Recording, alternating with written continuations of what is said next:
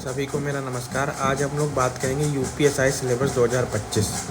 तो सबसे पहले हम लोग बात करेंगे हिंदी में। तो हम जब डिटेल्ड इसमें बात करेंगे तो देखते हैं कि इसमें हिंदी में हिंदी और अन्य भारतीय भाषाएं एक टॉपिक ये है, दूसरा हिंदी व्याकरण, तीसरा एंटोनिम या विलोम कह सकते हैं हम लोग, पर्यायवाची, एकार्थी शब्द, कंप्रिहेंशन जो होता है जिसमें क्वेश्चंस ढूंढने रहते हैं, आंसर से एक पैराग्राफ रहेगा, तत्सम एवं तद्भव, वाक्यांशों के लिए एक शब्द निर्माण, लोकोक्तियाँ एवं मुहावरे, आप लोग तो जानते होंगे लोकोक्तियाँ, त्रुटि से संबंधित अनेकार्थी शब्द, वर्तनी, वाक्य संशोधन, कारक, लिंग, वचन। ये इतने टॉपिक्स हैं जो कि हिंदी में यूपीएसआई में पूछे जाने हैं। इन्हीं के भीतर से जो भी पूछा जाएगा वो यूपीएसआई में इन्हीं के भीतर से पूछा जाएगा। तो ये जो टॉपिक्स थे ये हिंदी के थे। हिंदी जो भी आएगी आपकी यूपीएसआई में वो इन्हीं टॉपिक्स के बीच में से आएगी। तो ये एक डिटेल्ड इन्फॉर्मेशन है हिंदी के सिलेबस। अब हम लोग बात करेंगे अपने दूसरे उस पर, जो कि है न्यूमेरिकल एबिलिटी टेस्ट, या हम इसको मैथ्स भी बोलते हैं, आप लोग तो जानते होंगे। तो इसमें जो सबसे पहला टॉपिक है वो है नंबर सिस्टम, उसके बाद दूसरा है सिंप्लीफिकेशन, तीसरा आपका एचसीएफ एंड एलसीएम, चौथा है use of table and graph, पांचवा है डेसिमल एंड फ्रैक्शन, छठा है compound and straight forward interest, सातवां है पार्टनरशिप, आठवां है profit and loss discount and time and work distance है, उसके बाद रेशियो एंड प्रोपोर्शन है, फिर परसेंटेज है, फिर मेंसुरेशन है, मिसलेनियस है। तो आप लोग जानते होंगे ये सारे टॉपिक्स तो आपके पढ़े हुए जो भी यूपीएसआई की तैयारी करना चाह रहे हैं उनके लिए, तो वो तो अपना ये सब देख ही लिए होंगे कहाँ से क्या पढ़ना है। तो ये आपका जो मैथ का पोर्शन है, जो इन्हीं जितने टॉपिक्स हैं इन्हीं के भीतर से आपका यूपीएसआई का मैथ्स, या उसको हम न्यूमेरिकल एबिलिटी कह सकते हैं, वो आपका जो है पूछा जाएगा।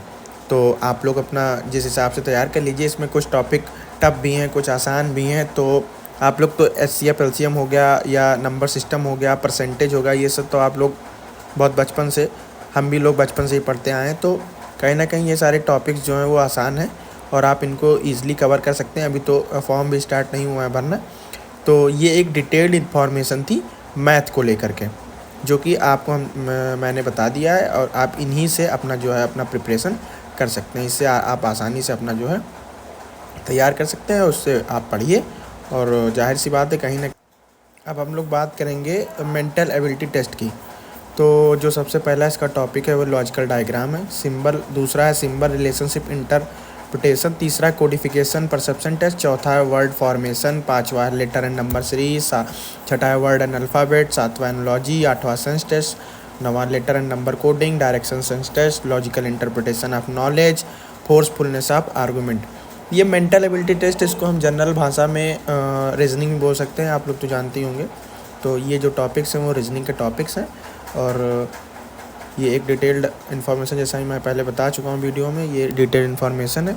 तो जो है आप इसको यहाँ से अपना पढ़ सकते हैं, इसको देख लीजिए, ये सारे टॉपिक्स हैं, आप इसको कहीं नोट कर लीजिए, चाहे इसको स्क्रीनशॉट ले लीजिए, बाद में जो है आपके काम देगा ये।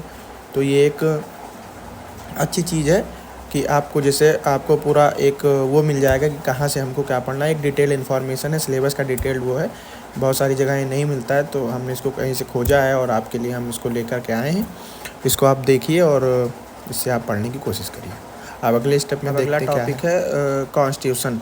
तो इसमें जो सबसे पहला टॉपिक है बेसिक लॉ है, दूसरा ह्यूमन राइट्स है, तीसरा ट्रैफिक रूल्स है, नेशनल सिक्योरिटी इश्यूज़ हैं, चौथा प्रिंसिपल ऑफ क्राइम पनिशमेंट है, राइट ऑफ सेल्फ डिफेंस है, जनरल नॉलेज अबाउट लॉ है, फंडामेंटल राइट्स हैं, डीपीएसपी है या ऑल इंडिया सर्विसेज है।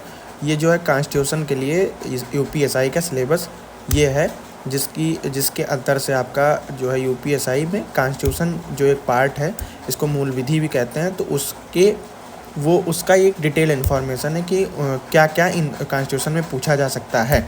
तो ये कम से कम 2, 4, 6, 8, 10, ये लगभग 12-13 टॉपिक्स हैं, जिसको आप आराम से देख के पढ़ सकते हैं, और ये आपको एक अच्छी इन्फॉर्मेशन है आपके लिए, जिससे आपको पढ़ने में मदद मिलेगी। तो इसको कहीं भी किसी भी बुक से या किसी भी उससे आप देख सकते हैं।